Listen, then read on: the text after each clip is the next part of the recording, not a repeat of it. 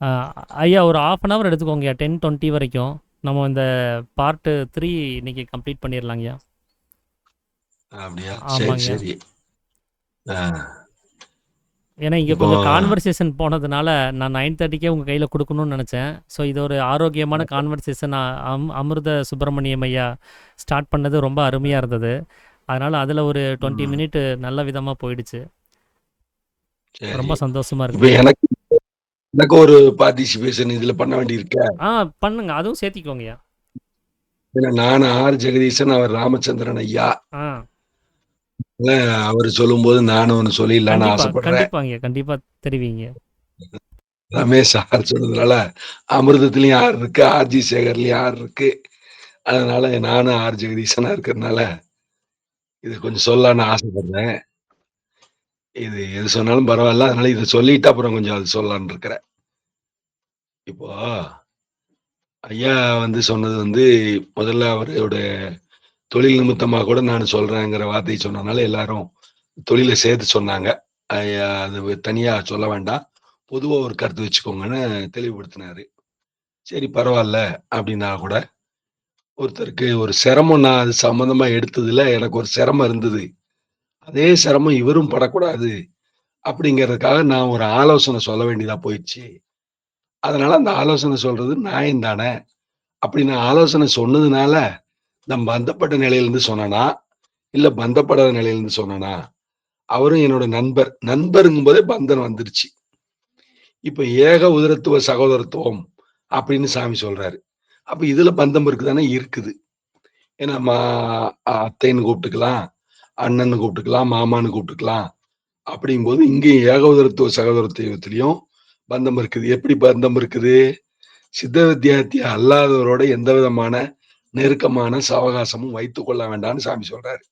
அப்படி டிட்டாச்மெண்டா இருங்க அப்படின்னா என்னன்னா என்ன? அதாவது கேள்வி கேட்டா அதுக்கு மாத்திரம் பதிலு. நெருக்கமான உறவு வேண்டாம். ஏன்னா அவங்களோட ஃப்ரீக்வன்சி லெவல் வேற. நம்மளோட ஃப்ரீக்வன்சி அலைவரிசை வேற. அதனால கன்றுடன் பன்றியுடன் சேர்ந்த கன்றும் மலம் தின்னும்பாங்க. அந்த மாரி அந்த குண புகை சேர்ந்த சூழ்ந்த இடத்தில் எப்படித்தான் ஒதுங்கி இருந்தாலும், அந்த புகை ஏதாவது ஒரு வகையில நம்மிடத்திலே அ ஒட்டிக்கொள்ளும்ங்கிறது தான் ராமகிருஷ்ண பரமஹம்சரும் சொல்றது. அப்போ இப்படி உலகத்தாருடைய கொள்கையும், எண்ணமும் நமக்கு அதிகமா வந்துறக்கூடாததுனால, கொஞ்சம் அது டிட்டாச்மெண்டாவே பார்த்துக்குங்க. நெருங்குன குளோசிங் அட்டாச்மெண்ட் வேண்டாம். அப்படின்னு ஆங்கில வார்த்தைக்கு எனக்கு தெரிஞ்ச வார்த்தையில சொல்றேன். அவ்வளவு அட்டாச்மெண்ட் வேண்டாம். அந்த அளவுல தான் நமக்கு சாமி சொல்றாரு. அப்ப எனக்கு கூட தோணுச்சு, சாதி இரண்டொழிய வேறு இல்லை. அ அப்படின்னா ஆண், பெண் இப்படிதான் இருக்குது. அப்புறம் கடைசியில அலிங்கிற ஒரு பிரிவு வேற கொண்டு வந்துடுறோம். இப்படியெல்லாம் இருக்குதே. அப்புறம் இவர் பணக்காரர், ஏழைன்னு இப்படியெல்லாம் ஜாதி இருக்குதே. இவர் நல்ல உணவுகளாய் பார்த்து உண்பவர் சைவ ஜாதி, இவர் அசைவ ஜாதின்னு இப்படி வந்துருதே. வேண்டான்னு சொன்னாலும் சில வரைமுறைகள், நெறிமுறைகள், சாதி, மதம் வேண்டான்னு சொல்லும் போதும் ஒரு கருத்தை ஒருத்தர் ஸ்ட்ராங்கா பிடிச்சிருந்தா அதே மதம் என்றுதான் சொல்லப்படுகிறது. இப்படி பார்த்தா மறைமுகமா கூட சாதி, மதம்ங்கிற வகையறா ஜாதிக்காயின்னே பேரு. அதாவது சிறந்த நல்ல ஒரு வகை சேர்ந்ததுன்னு சொல்றதுக்காக ஜாதிக்காயின்னு அப்படி சொல்லுவாங்க. அப்படியெல்லாம் கூட இது இது இந்த ஜாதியை சேர்ந்ததில்ல, இது வேற ஜாதி அப்படிம்பாங்க. அப்படியானா அந்த பொருளுக்கு கூட அந்த ஒரு வகைப்படுத்துதலுக்காக சொல்லப்படுகிறது. அப்ப அங்க கூட டிட்டாச்மெண்ட்டும் காட்டுறாங்க, அட்டாச்மெண்ட்டும் காட்டுறாங்க. 2யுமே பிரிச்சு விலக்கி பார்க்கும்போது, அதாவது அபேதம் ஞானம்னு வருவது வரைக்கும், இந்த குழந்தை பிரம்மஸ்வரூபம்னு சாமி சொல்றாரு. அந்த குழந்தைக்கு பால் குடிக்கிறது, அந்த பால ஊட்டக்கூடிய அன்னை, அந்த இடத்துல சீதம், உஷ்ணம்ங்கிற குளிர்ச்சி, அந்த இனிப்பு, சுவை இது எல்லாமே அந்த குழந்தைய பொறுத்தவரையில தானாக மாத்திரம் தான் தெரியுது. அந்த தாய்கிட்ட இருந்து கிடைக்கக்கூடிய அரவணைப்பு, அந்த மேக்னெட்டிக் ஃபீல்டு, அந்த சூழல், அந்த காற்று எல்லாமே அந்த குழந்தைக்கு தானாக மாத்திரம் தான் தெரிகிறது. அதுக்கு தனியா இன்னொன்னா பிரிச்சு பார்க்க தெரியாது. அது குறிப்பிட்ட நாளுக்கு அப்புறம் தான் அது என்னதுன்னு அடையாளம் தெரிஞ்சுக்க ஆரம்பிக்கும்போது மட்டும்தான், இது அண்ணன், இது தம்பி, இது மாமா, இது விசிலு அப்படின்னு நம்ம தனியா சொல்லிக் குடுக்கும்போது அதுக்கு அந்த பேத புத்தி உருவாகுது. இந்த பேத புத்திங்கிறது உருவாகுறதே பேத புத்தி தான். அந்த பேத புத்தின்னு ஒண்ணு உருவானதுக்கு அப்புறம் தான், அந்த புத்தி இது, அதுங்கிற பேத உணர்ச்சிக்கு அஞ்ஞான தசைக்கு சேருது. இந்த அஞ்ஞான திசையில வந்ததுதான் மிகவும் விருப்பு, வெறுப்பு முதலிய எல்லா விதமான தன்மையிலயும் அழுத்தம் திருத்தமா அது இருப்பதற்கு இதுவே ஒரு வாய்ப்பை ஏற்படுத்தி கொடுக்கிறதுக்கு. பத்தாததுக்கு இந்த ஐம்புலன் வழியா செல்லக்கூடிய வேகமும் படிப்படியா அதிகரிச்சு, அந்த பிரம்மரந்திரம் அதுக்கு மூடிருது. அப்படி மூடுறதுனால, அதோட அட்டாச்மெண்ட் உலகத்தோட மிக அதிகமாக சென்று விடுகிறது. இப்படித்தான் நமக்கு இந்த குழந்தை எப்படி பந்தத்துல ஆட்பட்டதோ, அப்படிதான் நம்ம ஒரு பொசிஷனுக்கு வந்துட்டோம். ஒரு பொசிஷன்ல இருக்கிறோம். நாம ஒரு சிரமத்த அனுபவிச்சோம். இவர் என்னுடைய நண்பர். இவருக்கு அந்த கஷ்டம் வரக்கூடாது. இத நான் தீர்த்து வைக்கணும். அப்படிங்கிற ஒரு எண்ணம் ஏன் வருது? அவர் கேள்வி கேட்டதுனால பதில் சொல்லணுங்கிற கட்டாயம் இல்ல. இருந்தாலும் ஒரு நல்ல எண்ணத்தின் காரணமாக, சமுதாயத்தில் நம்ம ஏற்கனவே பழகி குடுத்திருக்கிறாங்க. இப்ப நம்ம ஒரு கஷ்டத்த அனுபவிச்ச மாரி உன் ஃப்ரெண்டு அனுபவிக்கக்கூடாதுன்னு நீங்க ஒரு ஆலோசனை சொன்னா, அவருக்கு உன் மேல ஒரு நன்மதிப்பு வரும். அந்த நன்மதிப்பு வர்றதுனால, உனக்கு அவர் வேறொரு இடத்துல ஆலோசனை சொல்றதுக்கோ, அதுக்கு வழிகாட்டுவதற்கோ, இல்ல வேறொரு வகையில உனக்கு ஒரு உதவியா வருவதற்கோ, இல்ல அவரால உனக்கு ஒரு நல்ல வாழ்த்து கிடைக்கிறதுக்கோ, இல்ல வேறொரு வகையில அவரோட நன்மதிப்ப பெறதுனால, அவரோட உறவினரிடத்துல அவர் சொல்லி, ஒரு நட்பு வட்டாரத்துல சொல்லி, உனக்கு வேற ஏதேனும் ஒரு வகையில உதவி கூட கிடைக்கலாம். இப்ப நானு இத பத்தி பேசிட்டு இருக்கிறது கூட சொன்னாங்க. இந்த மாரி இப்படி நம்ம ஜீவன நஷ்டப்படுத்தி தான் இதுல வர்றோம். ஒரு குறிப்பிட்ட ஸ்டேஜ் அடைஞ்சவங்க இப்படியெல்லாம் நஷ்டப்படுத்த மாட்டாங்க. அப்ப நம்ம அதுவரைக்கும் வராதனால, அவரு கூட சொன்னாரு. செ சதாசிவ பிரம்மேந்திரால பத்தி. அ அப்ப அவரு அப்படிப்பட்ட நிலைமைக்கு அவர் போயிட்டாரு. நம்ம அப்படி வந்தா தான் முடியுமா? டிட்டாச்மென்ட்டா இருக்க முடியுமா? அப்படின்னா, சாமி அப்படி எதுவும் சொல்லல. இருக்கும்போதே சொல்றாரு. நம்ம இங்க இருக்கும்போதே டிட்டாச்மென்ட்டா இருக்கணும். அப்படிங்கிறது தான் சாமி சொல்லி தந்திருக்காரு. அப்ப சாமியும் அந்த தன்மையில தான் வாழ்ந்திருக்கிறாரு. 65 ஏக்கர் ஆசிரமத்த வாங்கி தன் பேர்ல பதிவு பண்ணியிருக்கலாம். இல்ல எதா இருந்தாலும் என்னோட கஸ்டடியிலேயே இருக்கட்டும்னு சொல்லியிருந்திருக்கலாம். அப்படியெல்லாம் எதுவும் சொல்லல. இல்ல சாமி 2வது ஒரு திருமணம் பண்ணியிருந்தா கூட நாம ஒரு பந்தமா எடுத்திருக்க மாட்டோம். அப்ப அதோட தொடர்ச்சிக்கு சந்தானம் வேணும்னு சொல்றவரு, குழந்தைகளுக்கு சகலத்தையும் படிப்பிக்க வேண்டும்னு சொன்னவரு, அவருக்கு சாமிக்கு வேற குழந்தைகள் இல்லை. அல்ல தத்து பிள்ளை கூட ஏதாவது எடுத்து ஒரு இத பண்ணியிருந்திருக்கலாம். அப்படி எதுவும் அவர் பண்ணல. அப்படிங்கும்போது, அவர் டிட்டாச்மென்ட்டா இருக்கிறதுக்காக, அட்டாச்மென்ட்ல நான் இல்ல, டிட்டாச்மென்ட்ல இருந்துட்டு, கீதையில கிருஷ்ணர் சொன்ன மாரி தான். நிஷ்காமிய கர்மம்ங்கிறத செஞ்சிருக்கிறாரு. அவன் செயல் செய்தானும் செய்யாதவனேங்கிற ஸ்டேஜ் அடைஞ்சிருக்கிறாரு. ஆனா, நம்ம ராமச்சந்திரன் ஐயா அந்த ஸ்டேஜ் அடைஞ்சிருக்காருன்னு அவர் தான் சொல்லணும். அப்ப அந்த நிலையிலிருந்து அவர் செய்தால், செய்தாலும் அவர் செய்யாதவர் தான். அதாவது அந்த ஆலோசனை. ஏன்னா சகாதேவன் வந்து மிகப்பெரிய போர் வருது. தனக்கு எதிராக வருது. தன்னுடைய அண்ணன் சகோதரனுக்கு வருது. எதிராக இருக்கிறது. ஜோசியத்துல நாள் குறிச்சு கேட்கறாங்க. இவன் உண்மையா சாஸ்திர தொழில் தர்மமா? அ இது அ தொழில் எதிக்ஸ்ன்னு சொல்லுவாங்க. தொழில் தர்மம்னு. அந்த ரீதியில அ அவரு உண்மையா குறிச்சு குடுக்குறாரு. அமாவாசை அன்னைக்கு இந்த மாரி போர் தொடங்குனா, இந்த மாரி வெற்றி பெற முடியும். அப்படிங்கிறத அங்க சொல்லிக் குடுத்துர்றாரு. அப்படியானா அது உண்மைதான். அது ஒண்ணும் தப்பு இல்லன்னு அத மாத்துறதுக்கு கிருஷ்ணர் படாத பாடுபட வேண்டியதா இருக்கு. வேற தந்திரங்கள கையாள வேண்டியதா இருக்கு. அப்ப அவர் உண்மையா தான் நடந்துக்கிட்டாரு.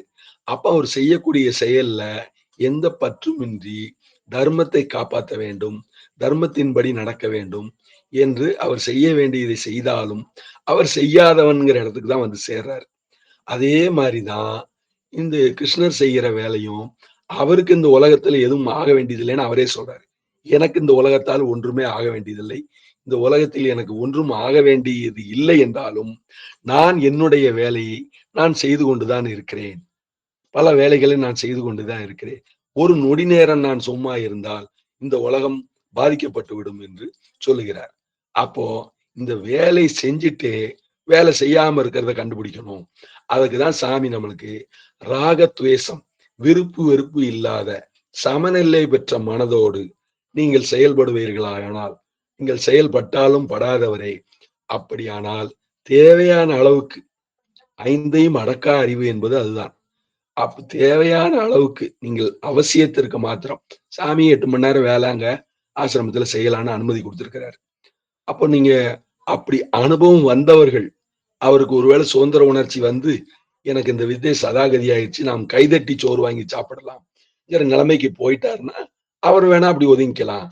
அதுவரைக்கும் இருக்கிறவங்க மத்தவங்க இப்படி இருக்கட்டும். அப்படிதான் சொல்றாரு. அப்ப அனுபவம் வந்தவர்கள் அப்படி வேறே ஒதுங்கி இருக்கவும், அப்படி இருத்திக் கொள்ளவும் வேண்டியது அப்படிங்கிறார். அப்ப அந்த சுதந்திரமா இருக்கிறதுங்கிறது அவங்க மனசுக்கு புரிஞ்சிரும்.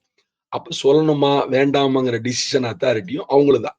அவங்க இன்னொருத்தர்ட்ட கேட்டு அத அவங்க சொல்றதும், சொல்லாம இருக்கிறதும் செய்ய வேண்டிய அவசியம் இல்ல. அப்ப அவங்களுக்கும் அந்த இது பொருந்துது. அப்ப நம்மள பொறுத்தவரையில ராகத்வேஷம் இல்லாம, சமநிலையோட நீங்க எந்த கருத்தை சொன்னாலும், அது சத்தியத்துக்கு உட்பட்டு நீங்க சொன்னதாக ஆகிறது. அது டிட்டாச்மென்ட்ல சொன்னதா தான் ஆகுது. அப்ப உங்களுடைய பிராணன் நஷ்டம் ஆனால், மரத்திலிருந்து பூ உதிர்வது போல, சில வேலைகள் நம்ம உலகத்துல செய்து தான் ஆகணும். அப்போ இயற்கையிலே 24 மணி நேரம் நம்மளுக்கு சதா கதியா, சதா நிஷ்டாபரனா இருப்பான். அவனாக்கும் சிவன் சுத்த சாத்வீகன். அப்ப விபூதி அணிந்து, ருத்ராகம் அணிந்து சதா நிஷ்டாபரனா இருப்பான்ட்டாரு.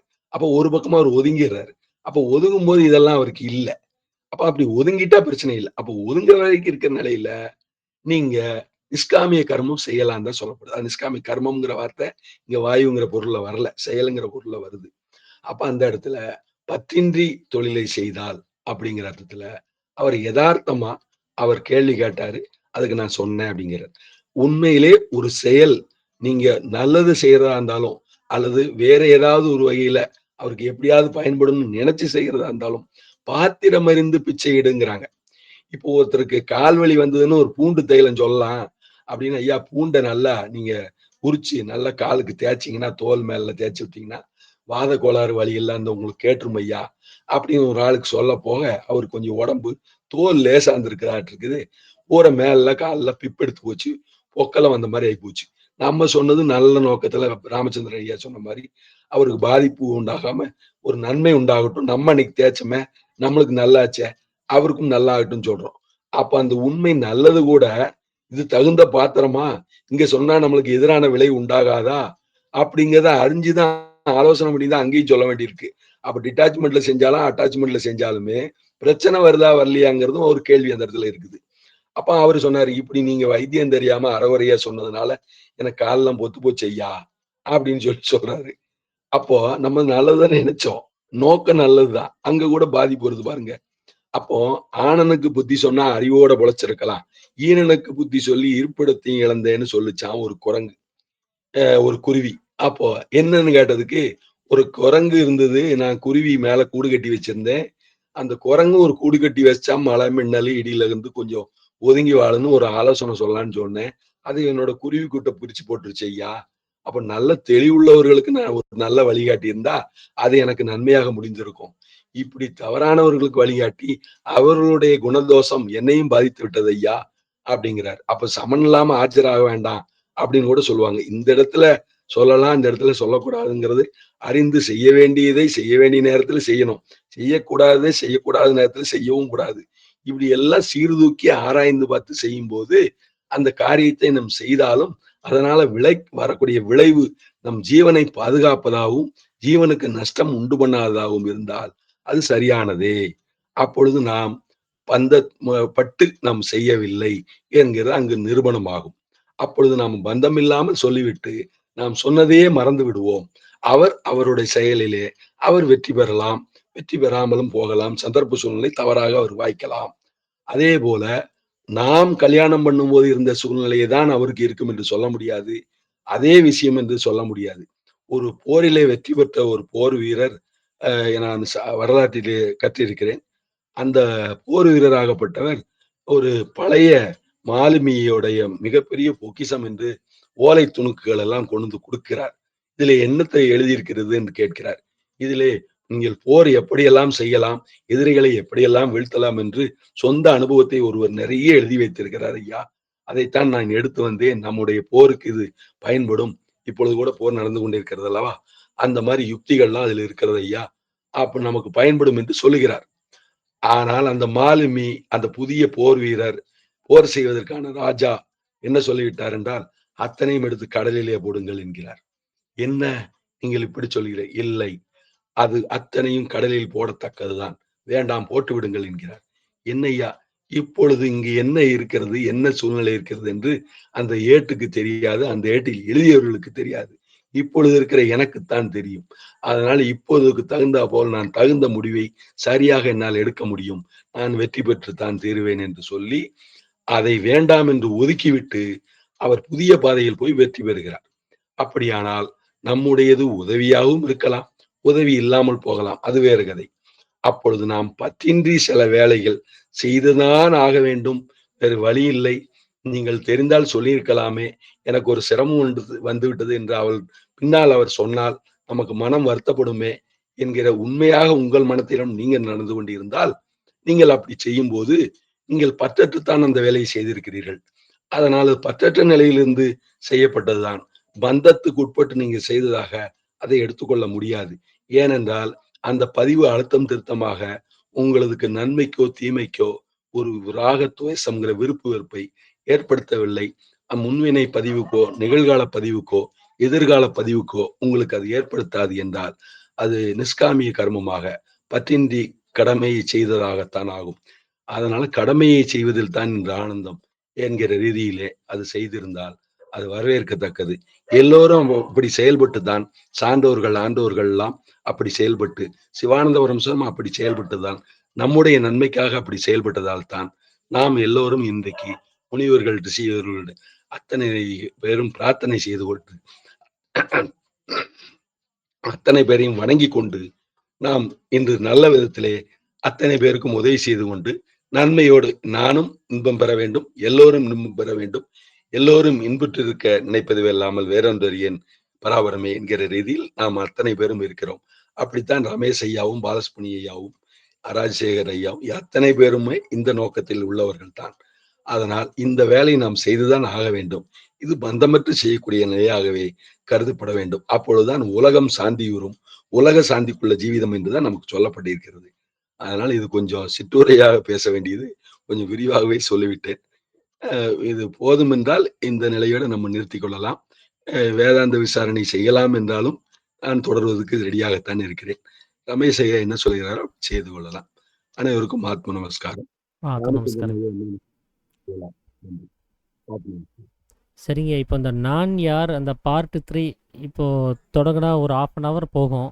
அது இன்னைக்கு பார்த்துக்கலாமா இல்லை நாளைக்கு பார்க்கலாமா? உங்களுடைய ஒப்பீனியன் தான் இங்க. எனக்கு ஒன்றும் பிரச்சனை இல்லை. அவருக்கும் பிரச்சனை இல்லை. மற்றவங்களுக்கெல்லாம் என்னன்னு பார்த்துக்கோங்க. ஆமா ஆமா. நான் எதையும் யோசிக்கிறது இல்லை. இப்போ இன்னொன்று இன்னைக்கு வந்து சனிக்கிழமை இல்லைங்களா? ஸோ நாளைக்கு கெஸ்ட் ஸ்பீக்கரை பற்றி நான் யோசிக்கவே இல்லை. நான் டோட்டலாக மறந்தே போயிட்டேன். யார்கிட்டையுமே நான் அதை பற்றி ஒப்பீனியன் கேட்கவும் இல்லை. ஜெகதீசனையா, அப்போ நீங்களே வந்துடுறீங்களா 8 மணிக்கு? அப்படி கூட பண்ணிக்கலாமா? ஆமா, 8 மணிக்கு நீங்க வந்துட்டீங்கன்னா நாளைக்கு கொஞ்சம் டீடைல்டாவே நான் யாருங்கிறத பத்தி பேசுறதுக்கு ஈஸியா இருக்கும். சரிதானா? ஐயா சொல்லுங்க. ராமச்சந்திரன் ஐயா, கதிரேசன் ஐயா, சேகர் ஐயா, வசந்தி அம்மா. நாளைக்கே வரட்டேன். நல்லா ஓகே. ஐயா இந்த இன்னைக்கு டாபிக் ஐயா ஜெகதீஷன் ஐயா பேசிட்டு இருந்தா இன்னும் கொஞ்சம் விளக்கமா கொஞ்சம் எளிமையான முறையில எங்களுக்கு சொன்னா கொஞ்சம் நிறைய இதுல கொஞ்சம் தெளிவு கிடைக்குங்க. ரொம்ப நாள் இதுக்குள்ள எனக்குள்ள ஓடி. ஓகே. இப்போ ஜெகதீஷன் ஐயா இது கொஞ்சம் இந்த இதுலயே கொஞ்சம் தெளிவா இன்னும் கொஞ்சம் எங்களுக்கு ஒரு 10 நிமிஷம் கொஞ்சம் எளிமைப்படுத்தி பேச சொல்றேன் நானு.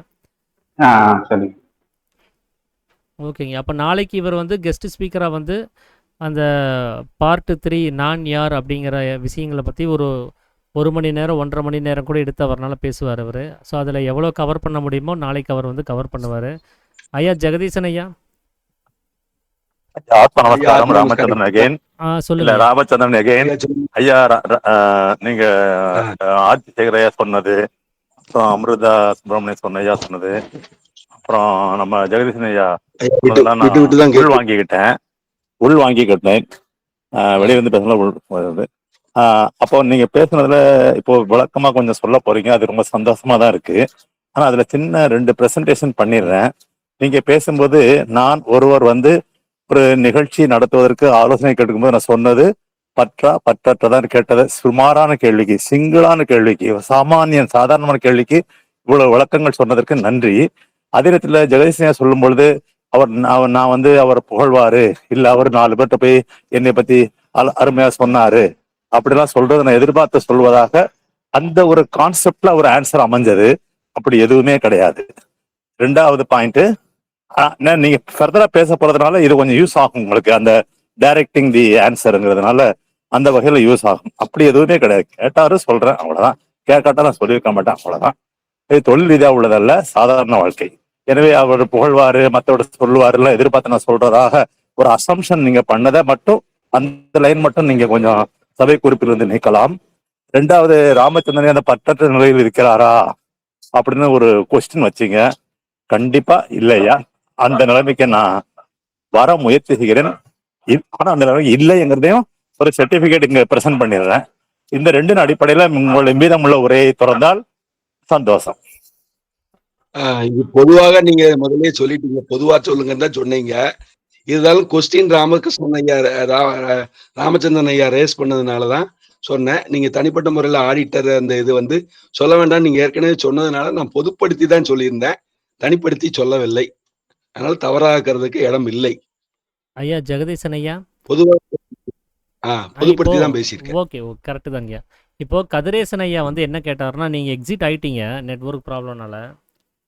சரி. அப்போ அவர் கேட்டது என்னன்னா, இப்போ நீங்கள் சொன்ன இப்போ ஒரு கருத்து சொன்னீங்க இல்லைங்களா, உங்களோட பாயிண்ட் ஆஃப் வியூவில் அந்த ஆன்சரு அது வந்து இன்னும் கொஞ்சம் எளிமைப்படுத்தி எங்களுக்கெல்லாம் கொஞ்சம் பாமரனாக இருக்கக்கூடிய எங்களுக்கெல்லாம் புரியற மாதிரி இன்னும் கொஞ்சம் எளிமைப்படுத்தி ஒரு 10 நிமிஷம் அதை பற்றி சொல்ல முடியுமான்னு தான் கேட்டார் அவர் கதிரேசன் ஐயா.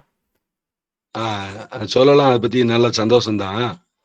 இப்போ நம்ம சாமி வந்து நமக்கு 22 அத்தியாயம் சித்த வித்தைங்கிற ஒரு பயிற்சிக்கு தான் கொடுத்துருக்கிறாரு.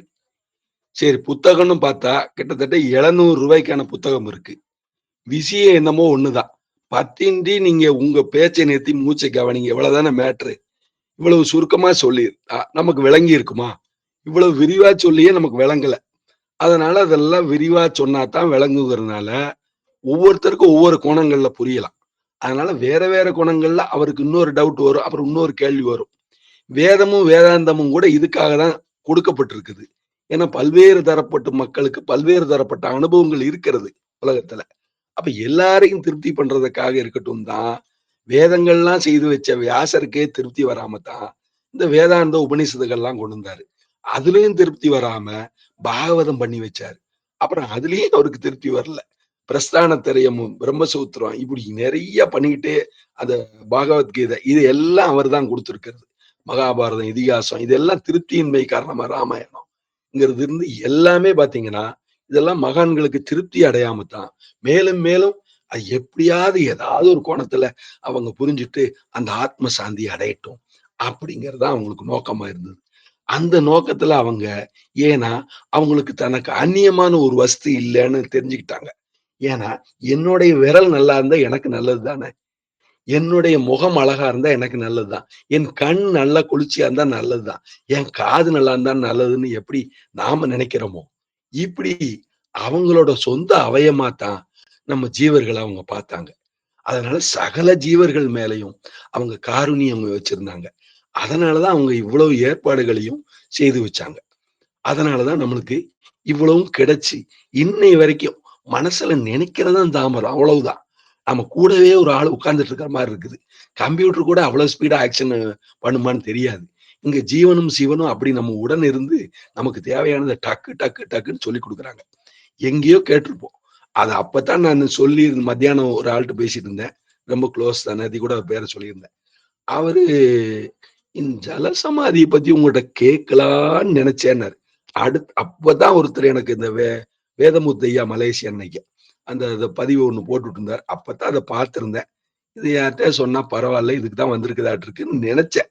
அடுத்த செகண்ட் அவர் போன் அடிச்சதுல இதைத்தான் மெயின் பார்ட்டா வச்சு கேட்டாரு என்கிட்ட. இவ்வளவு துல்லியமாக நமக்கு ஒரு செய்தி அநேகதே ராமச்சந்திரன் ஐயா அனுபவத்திலையும் இருக்குது. நான் முதல் நாளே எனக்கு இந்த மாதிரி ஒரு செய்தி கிடைச்சது. கரெக்டா எனக்கு அதே அவர் கேட்கறதுக்கும் அந்த கோயின்சைட் ஆயிடுச்சுன்னு அவர் சாதாரணமா எடுத்துட்டாரு. அதை நான் அதை தெய்வீகமா எடுத்துக்கிறேன், அவ்வளவுதான் டிஃப்ரெண்ட். அப்போ அது என்னன்னா அந்த தெய்வீகமே இப்படி நடத்துறதுங்கிறது கூட நம்புறேன். அப்போ அவருக்கு ஒரு ஆலோசனை ராமச்சந்திரன் ஐயா மூலமா கிடைக்கணும்னா ராமச்சந்திரன் ஐயா நினைச்சாலும் அது சொல்ல முடியாது. அது கிடைக்கணும்னு இருந்தாதான் கிடைக்கும். இப்போ கொரோனா பீரியட்ல பாருங்களேன், ஒரு டீ சாப்பிடுற விஷயம் கூட பெரிய மலையாகி போச்சு. காசு இருக்குது, எல்லாம் இருக்குது. ஆனா அது கரெக்டா அந்த டீ சாப்பிடுற வேலையை கூட செய்ய முடியல. அது அப்படி ஒரு சூழ்நிலையை இயற்கை பண்ணி வச்சிருச்சு. அப்போ இது சாத்தியம் ஆகிறது தான் சாத்தியப்படுத்த முடியும். முடியாது, செய்ய முடியாது. அதனாலதான் சாமி இயற்கையோடு இணைந்து போதல்ங்கிற வார்த்தைய நமக்கு போட்டிருக்கிறாரு. அதுல ஒரு விஷயம் தான் இது. அப்ப நம்ம சுருக்கரமா புரிஞ்சுக்கிறதா இருந்தா, இயற்கையிலேயே உங்களுக்கு அந்த ஆலோசனை வரவேண்டி இருக்குமானால், கண்டிப்பாக ஏதோ ஒரு ரூபத்துல வந்து சேரும். இதெல்லாம் சொல்லும்போது ரொம்ப விரிவா போயிரும். இருந்தாலும் நான் இந்த இடத்துல முக்கியமான ஒண்ணுக்காக சொல்றேன். நானு கிட்டத்தட்ட வெயிட் இந்த ஹார்ட்வேர்ஸ் இதுங்கனால ஹார்ட்வேர்ஸ்னா இது பவர் டூல்ஸ். இது ஒரு மாரி இது. கொஞ்சம் வெயிட்லாம் தூக்கிட்டு போவேன். அதுவும் சின்ன வயசுல நல்லாவே தூக்கிட்டு போவேன். இந்த கையில 10 கிலோ, இந்த கையில 12 கிலோ, 25 கிலோ, 30 கிலோ எல்லாம் பாஞ்சு 30 கிலோ கூட கையில வச்சு கொண்டு போவேன். 3 கிலோக்கு மேல கையில வெயிட் கொண்டு போகக்கூடாதுன்னு டாக்டர்ஸ் கூட சொல்றாங்க. அது பலகீனத்தினாலயே என்னன்னு தெரியல. அதை விட மூடையெல்லாம் தூக்குறவங்களும் இருக்கிறாங்க. அது ஒரு பக்கம் இருக்கட்டும். அப்படி சங்கரங்கோயில்னு ஒரு ஊரு. அந்த ஊருக்கு நான் அந்த குறிப்பிட்ட தெருவுலயே அவரு கொஞ்சம் பிசினஸ்ல ஜெனூனா பண்ணுவாரு. அப்புறம் நான் வண்டியில கஷ்டப்பட்டு ஏத்தி கொண்டு போய் எப்படியாவது அத குடுத்துட்டு வந்தா ஒரு ரூ. 300 மிச்சமாகும். எப்படி பார்த்தாலும். செலவெல்லாம் போக கூட ரூ. 100 செலவானா கூட ரூ. 300 கண்டிப்பா மிச்சமாகும். அப்ப அந்த வெயிட் தூக்கிட்டு போய் நான் கடை வச்சிருக்கிறேன். இருந்தாலும் கூட இது ஒரு ரூ. 300 நல்ல காசா எனக்கு தெரியும். அப்ப கொண்டு போய் குடுத்துட்டு வந்துரலாம் அப்படின்ட்டு அதுக்கான ஒரு டைம் பார்த்து ஒரு 10:30 மணி வரைக்கும் வியாபாரத்த முடிச்சுட்டு அதுக்கப்புறம் பஸ் ஸ்டாண்ட் போய் பஸ் ஏறி போயிட்டு வருவேன். அப்படி போயிட்டு வரும்போது மத்தியானம் ஆயிப்போச்சு அங்க போகும்போது. ஏன்னா 1 1/4 மணி நேரம் டிராவல் டைம். 12:30 மணி சித்திரை மாசம் அக்னி நட்சத்திர வெயிலு. சுள்ளுன்னு உரைக்குது. பங்குனி மாச வெயில் ஒரு கணக்கு, அக்னி நட்சத்திர வெயில். அப்புறம் அந்த வழியா நானு கீதாலய தியேட்டர் ரோடு, திருவள்ளுவர் சாலைன்னு சொல்லுவாங்க. அந்த கார்னர்ல கரெக்ட்டா திரும்பி போறேன். மெடிக்கல் ஸ்டோர் இருக்கு முக்குல. அப்ப திரும்பி போறேன். அந்த பாதையில போறேன். கிட்டத்தட்ட படம் பார்க்குற மாரி உங்களுக்கு அந்த விலகத்த சொல்றேன் அப்படி இஷ்டமா. அப்போ அது போயிட்டு இருக்கும்போது 2 கையிலயும் வெயிட். வேக்குது எனக்கு நல்லா. வெயிலு சுடுது. அது வெயில நல்லா தோல்ல அப்படியே சுடுற அளவுக்கு ஸ்ட்ராங்கா இருக்குது வெயிலு. சட்டை வெள்ளை சட்டை, வெள்ளை வேட்டி, காலுக்கு தான் விட்டுருக்கிறேன். மடிச்செல்லாம் கட்டுறது இல்ல. இதே மாரி தாடியோட எல்லாம் இதே மாரி தான் இருக்குது. கொண்ட ஒட்டு அப்படியே தான் போறேன். அப்படி வேர்த்து விறுவிறுத்து போகும்போது நினைக்கிறேன், கடவுளே! நான் ஏதோ ஆன்மீக வாழ்க்கையில டிட்டாச்மென்ட்டா வரணும். பற்றின்மையோட நானு இருக்கணும் உலகத்துலங்கிறதுக்கு தான் இது வந்தேன். ஆனா, இவ்வளவு சிரமப்பட்டு இந்த வெயில்ல, இவ்வளவு கஷ்டப்பட்டு, இப்படி ஒரு சிரமப்பட்டு தான் இந்த ரூ. 300 நான் சம்பாரிக்க வேண்டியதா இருக்கு. பேச்சுலர்ன்னு வேற கணக்கு இருக்குது. என்ன? அப்போ நான் சுகமா இருக்கணுங்கிற கணக்குல இல்ல இது. ரொம்ப ரொம்ப சிரமம். ஆனா எத்தனையோ பேர் எத்தனையோ வகைகள்ல சிரமப்படுறாங்க. அப்போ ஒரு மனுஷன் உலகத்துல வாழணும்னாலே எத்தனையோ சிரமப்படுறான். அப்ப எனக்கு இப்படி ஒரு கடினமான மிகச் சிரமமா குடுத்திருக்கிறியே, நான் எப்படி ஆழமா ஆன்மீகத்துல உள்ளாழ்ந்து போய் வர்றது? இவ்வளவு கஷ்டத்த குடுக்கும்போது, இவ்வளவு நெருக்கடிய குடுக்கும்போது, ஒரு சின்ன தேவைய ஒரு மினிமம் சர்வைவல நான் பேராசையும் படல. ஒரு மினிமம் இருந்தா ரொம்ப சந்தோஷப்பட்டுருவேன். இதுக்கே நான் இவ்வளவு சிரமப்பட வேண்டியதா இருக்குதே! இப்படிதான் இந்த ஆன்மீகத்துல இருந்தாலுமே, இப்படிதான் நான் சிரமப்பட்டு போகணுமா? நீங்க வித்த பண்ணா இப்படி எல்லாம் கூட சாத்தியம் இருக்குன்னு சொல்லியிருக்கிறீங்க. இப்ப நானு இப்படிப்பட்ட கொஞ்சம் சிரமத்தோட ஓடி போறேன். எனக்கு சின்ன வயசுல இருந்தே அப்படி ஒரு குணம். ரொம்ப சிரமப்படக்கூடாது, ரொம்ப ரிஸ்க் குடுக்கக்கூடாது அப்படிங்கிற ஒரு ஐடியா பேசிக்கலா உண்டு. சைக்காலஜிக்கலா எடுத்துக்கலாம். அந்த ரீதியில நானு போயிட்டு இருக்கும்போது, ரொம்ப கொஞ்சம் சிரமத்த கொஞ்சம் உணர்றேன் இப்போ. அப்போ இத கொண்டு போய் குடுக்கணும். கரெக்ட்டா எண்ணி குடுக்கணும். பில்லு கரெக்ட்டா செக் பண்ணி ஓகே பண்ணணும். அப்புறம் அந்த பஸ்ஸ புடிச்சு மறுபடியும் போணும். மத்தியானம் சாப்பிடணும். இவ்வளவு கணக்கு இருக்குது. இப்போ அது போயிட்டு இருக்கும்போது, அந்த இடத்துல இந்த எண்ணம் தோணுன உடனே, மனசுல இந்த செகண்ட்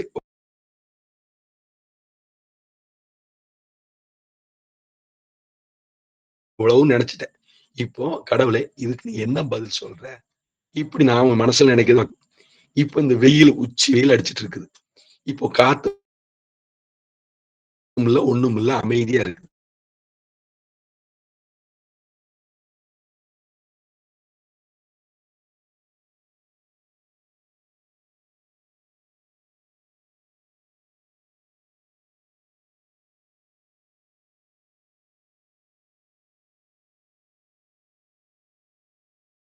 எனக்கு உபுசமா இருக்கு. இப்ப நீங்க என்ன பதில் சொல்ற கடவுளே? அப்படி எங்கேயாவது இந்த ஒரு காட்சி மூலமா, ஏதோ ஒரு மூலியமா சொல்லிரும். நம்ம புரிஞ்சு கொள்ள முடிஞ்சா, அது எப்படியாவது ஏதோ ஒரு சில சொல்லும். அப்ப நம்ம பார்ப்பதெல்லாம் ஞானமாகவே அது காட்டும். அப்படின்னு நான் உணர்ந்திருக்கேன். உள்ளும் புறமும் துணையாகி ஒரு வள்ளல் இருக்க, கவலை எதற்குன்னு வள்ளலார் கூட சொல்லுவார். அதையும் நாங்க சொல்றேன். அப்ப அந்த அடிப்படையில மனசுல நினைச்சேன். அடுத்த செகண்ட் பாத்தீங்கன்னா, ரோட்ல அவ்வளவு வெயில்ல, அந்த கீழ அப்படியே இந்த பேப்பர் நிமிருதுங்க. காத்து அந்த மென்மையான காத்து, மிக மெதுவான மென்மையான காத்து. அந்த பேப்பர மட்டும் லேசா தூக்குறதுக்காக அடிக்கப்பட்ட காத்து. அது லேசா அந்த பேப்பர் நான் இங்க இருந்து போறேன். எனக்கு ஒரு போர்டு தரையில உட்கார வச்சு காமிச்சா எப்படி இருக்குமோ அந்த பேப்பர் அப்படியே மேல எழும்புதுன்னு நினைக்க முடியும். அப்ப நான் மன உலகத்துல தான் வாழ்றோமோன்னு நான் நினைக்க முடியாது. அந்த பேப்பர்ல கொட்டை எழுத்துல பெரிய எழுத்துல ஹெட்டிங் செய்தி மாதிரி போட்டிருக்குது, எல்லாம் அவன் செயல். இது கண்டிப்பா போட்டிருந்தது. இது நான் நிஜமா பார்த்தது, பேருண்மை. அப்ப இப்பேற்பட்ட அளவுல நமக்கு இயற்கை பதில் சொல்லுதே அப்படிங்கிற ஆனந்தம் எனக்கு இருந்தது. அப்ப இவ்வளவு சின்னதா ஒரு அந்த நெருக்கடியான நேரத்துல கூட எனக்கு ஒரு பதில் உடனடியாக அது கொடுக்குது.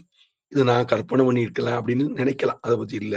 இப்படி பல தடவைகள்ல பல்வேறு வகையான அனுபவங்கள் எனக்கு இருக்கு. அப்போ வாரது வழியிலையும் தங்காது, நீ எதை தேடுகிறாயோ அது உன்னை தேடிக்கொண்டு இருக்கிறது. அப்ப ராமச்சந்திரன் ஐயா மூலியமா தான் அவருக்கு அந்த பதில் கிடைக்கணும்னு தான் அந்த சம்பவம் நடந்தே தரும். இத பகவத்கீதையில அவரும் சொல்றாரு. ஒரு எல்லாம் ஏற்கனவே என்னால் நடத்தி முடிக்கப்பட்டது. நீ வீழ்ந்தால் வைகுந்தம் சேர்வாய், வாழ்ந்தால் ராஜ்யத்தை ஆழ்வாய். இதெல்லாம் என்னால் ஏற்கனவே நிர்ணயிக்கப்பட்டிருக்குது. நீ எதை பத்தி நீ நிமித்தம் என்ற கருவியாக மாத்திரம் இரு. அதனாலதான் சாமியும் சொல்றாரு, இயற்கையை மீறி ஜெயிச்சிடலாம்டா வாங்கடான்னு சொல்லல அவரு. இயற்கையோடு இணைந்து வாழுங்கள் தான் சொல்றாரு. வித்தையை எல்லாத்துக்கும் வீடு வீடா கொண்டு போய் கேட்டு கேட்டு எல்லாம் கதவை தட்டி கொடுங்கன்னு அவர் சொல்லல. யாரு வித்தையை கேட்கிறாங்களோ அவங்களுக்கு கொடுங்கன்னு ஒரு சூசகத்தை சொல்றாரு. இப்படி எல்லாம் இருக்கும்போது இந்த விஷயங்கள் எல்லாம் நாம முயற்சி பண்ண வேண்டாம்னு சொல்லல. ஆனா முயற்சி பண்ணா இன்னைக்கே நடந்துரும்னு சாமியும் சொல்லல. அது கூட ஒரு பதிவு நம்ம திருநெல்வேலி பக்கத்துல அதே மாதிரி குளத்தூர் கோயில்பட்டிக்கார ஐயா தான் அந்த பதிவுல ஒரு நம்ம சங்கராசிரமத்துல வெளியிட்ட ஒரு நூல் போட்டிருந்தது. வித்யார்த்தி குரூப்லயே வந்திருந்தது, படிச்சேன். அது நான் ஏற்கனவே முன்னாடி நானும் பார்த்துருக்கிறேன். அப்ப அந்த குளத்தூர் மணின்னு சொல்லிட்டு போட்டிருந்தாரு அந்த பதிவு. அப்ப சாமி சொல்றாரு, சித்த வித்தை பண்றவங்களுக்கு 3 நாள்லையும் கிடைக்கலாம், 30 நாள்லையும் கிடைக்கலாம், 3 வருஷமா ஆகலாம், அதுக்கு மேலேயும் ஆகலாம், சொல்ல முடியாது. அப்ப அதாவது அந்த இயற்கை சூழ்நிலையை பொறுத்ததுன்னு அவரும் ஒத்துக்கிறார். அதே மாதிரிதான் இதுவும். அப்ப நம்ம செய்ய வேண்டியது எதுவோ சரியா உணர்ந்து நம்ம உள்ள அடங்கிய மனமே குருன்னு தீர்க்க ஆலோசனை பண்ணி எந்த செயலையும் இந்த ஒரு சொல்றதுனால மட்டும் இல்ல, யாவருக்குமா ஒரு இன் சொல்லலான்னு சொல்லியிருக்காங்க. பசுவிற்கு ஒரு வாயுரின்னு சொல்லியிருக்கிறாங்க. இறைவருக்கு ஒரு பச்சில் என்று இருக்கிறாங்க. என்ன, யாவருக்குமா ஒரு கைப்பிடின்னு இருக்கிறாரு. இப்படி எதையாவது ஒண்ண செய்யறதா இருந்தா நாமளும் இந்த உலகத்துல இருக்கோம். நம்மளை சுத்தி இருக்கிறவங்களுக்கும் ஏதாவது நன்மை கொடுக்குற மாதிரி இருந்தாதான் அவங்களோட நல்ல எண்ணம் நம்மளுக்கும் நல்ல விதமா இருக்கும். நம்ம எதிர்பார்க்கிறோமோ இல்லையோ. அப்ப தன்மையா நடந்துக்கிற ஒரு மனிதர் அப்படிங்கும்போது இவங்க சிவானந்தபுரம் வழியில இருக்கிறவங்க இப்படி தன்மையா நடந்துக்கிறவங்களா இருக்கிறாங்கன்னு இன்னொரு சித்த வித்தியார்த்திங்க அதனால உலகத்தார் கணக்குலையும் நன்மையை விளையும். அந்த அடிப்படையில தான் நம்ம ஒவ்வொருத்தரும், சாமி சொல்றாரு, உலகத்தார் நியாயம் என்று மெச்சத்தக்க விதத்தில் தான் நம்ம ஒவ்வொரு செயலையும் ஆலோசித்து செய்ய வேண்டும்னு சொல்றாரு. அந்த அடிப்படையில செய்யும்போது அது பற்றின்மையோட செய்ததுதான் அதான் ஆகும் அப்படிங்கிறது இந்த இடத்துல சுருக்கமா சொல்ல சொன்னீங்க. இருந்தாலும் இப்பவும் 2வது ஒரு விரிவு தான் கொடுத்திருக்கிறேன். தயவு செய்து சரியாக எடுத்துக்கொள்ளுமாறு தாழ்மையுடன் கேட்டுக்கொள்கிறேன். ஐயா ரமேஷ் ஐயா. ஐயா ஆத்து நமஸ்காரம் ஐயா. ரொம்ப நல்லா இருந்ததுங்கய்யா. முன்னாடி இருந்ததும் இப்போ இருந்ததும் அது வேற வேற வெரைட்டியாக இருந்தாலும் அது ஒரே கருத்தை அது தெரிவிக்கிற மாதிரி ரொம்ப நல்லா இருந்ததுங்கய்யா. ஐயா வேற யாராவது ஏதாவது விஷயங்களை பகிர்றதுக்கு இருந்தாலும் பகிர்ந்துக்கலாங்கய்யா.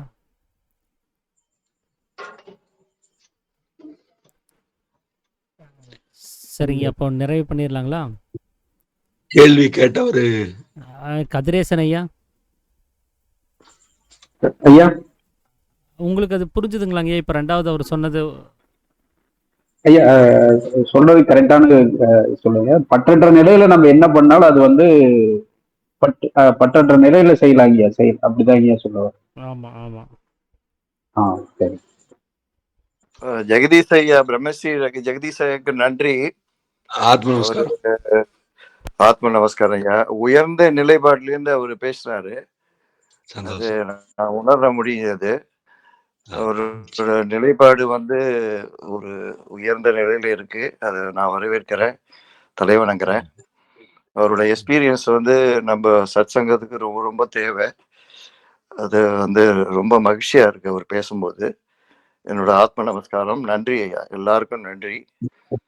ரமேஷ் ஐயா என்னங்கய்யா? ஆத்ம நமஸ்காரம். ஆத்ம நமஸ்காரம் ஐயா. ஆத்ம நமஸ்காரம். உங்க நிலைப்பாடு புரியுது ஐயா. உயர்ந்த நிலையில இருக்கீங்க. ரமேஷ் ஐயா சொன்னாரு 40 வருஷத்துக்கு மேல நீங்க சித்த வித்தியில இருக்கீங்கன்னு. அதனால நீங்கெல்லாம் உங்களோட வாழ்த்துக்களும் ஆசீர்வாதங்களும் எனக்கு தேவை. ஓகே. சந்தோஷம்.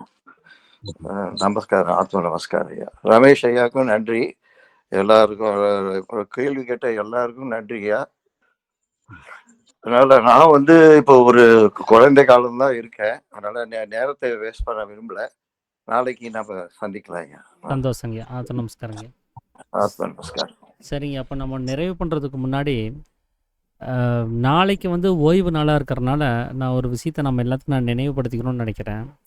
இந்த வார நாட்களில் தான் நம்மளால் இந்த கதி அபியாசம் பண்ண முடியாத மாதிரி ஏகப்பட்ட கமிட்மெண்ட்டுகள், இந்த ஜெபம் பண்ணுறதுக்கு ஏகப்பட்ட கமிட்மெண்ட்டுகள்லாம் நிறையா இருக்கும். அது நமக்கு ஏற்கனவே ரெடியாக இருக்கக்கூடிய கமிட்மெண்ட்டுகள் தான். அது உபஜீவன வாழ்க்கைக்காக பின்னாடியே ஓட வேண்டிய அவசியங்கிறது இருக்கவே செய்யும். ஆனால் இந்த ஓய்வு நாட்கள்லாம் நாமளாக பார்த்து சில கமிட்மெண்ட்டுகளை இழுத்து போட்டுக்குவோம். ஸோ அந்த மாதிரி நம்மளால் தவிர்க்கக்கூடிய சில கமிட்மெண்ட்டுகளை தவிர்க்க முடிந்தால் அதை நம்ம தவிர்த்துட்டு அவரவருடைய சுய பரிசோதனைக்காக வேண்டி நாம் தன்னிலை உணர்வதற்கான அந்த படிப்பை படிக்கிறதுக்கு நாம் கொஞ்சம் நேரத்தை ஒதுக்கணும். வாரத்தில் ஒரு 6 நாள் இந்த உலகத்துக்காகவும் குடும்பத்துக்காகவும் நம்ம ஓடிட்டே இருக்கலாம். ஆனால் ஒரு நாளாவது தன்னுடைய தேவைகளுக்காக தன்னுடைய சுய பரிசோதனைக்காக வேண்டி நாம் செலவு விடலை அப்படின்னு சொன்னால் இப்போ இருக்கக்கூடிய காலகட்டங்களில் நமக்கு நேரம் பத்தாது. ஏகப்பட்ட கமிட்மெண்ட் இருக்கிறதுனால நம்மளால் அந்த நேரத்தை பேலன்ஸ் பண்ண முடியாமல் போயிடும். அதனால தான் ஆசிரமத்திலேயே கவனித்து பார்த்திங்கன்னா 8 மணி நேரம் ஜெபம், 8 மணி நேரம் வேலைன்னு சொல்லி சாமி அதை வந்து பிரித்து கொடுத்துருப்பாரு. ஆனால் நம்மளுடைய வாழ்வியல் முறையில் அந்த மாதிரியான பகுதிகள் பிரிக்கிறதுக்கான வாய்ப்புகள் இல்லாதனால இந்த ஓய்வு நேரங்களையும் ஓய்வு நாட்களையும் நம்ம அதிகப்படியான அந்த ஜெபத்துக்காகவும் ஆன்மீகத்தினுடைய சுய பரிசோதனைக்காகவும் நாம் கொஞ்சம் செலவிட வேண்டிய அவசியம் இருக்குது. ஸோ அதையும் நான் இந்த வேலையில் நான் நினைவுபடுத்திக்கணும்னு நினைக்கிறேன். அதனால் நாளைக்கு நம்ம ஃப்ரீயாக இருக்கிறோம் அப்படின்னு சொன்னால் ஒரு வைராக்கியத்தோடு இருந்து அந்த தொடர் ஜெபத்தில் ஈடுபட்டு ஒரு மணி நேரம் ஜெபம் பண்ணுறோன்னா அந்த 1 மணி நேரம் இடைவிடாமல் கதி ப்ராக்டிஸ் பண்ணுறதுக்கு பார்க்கணும்.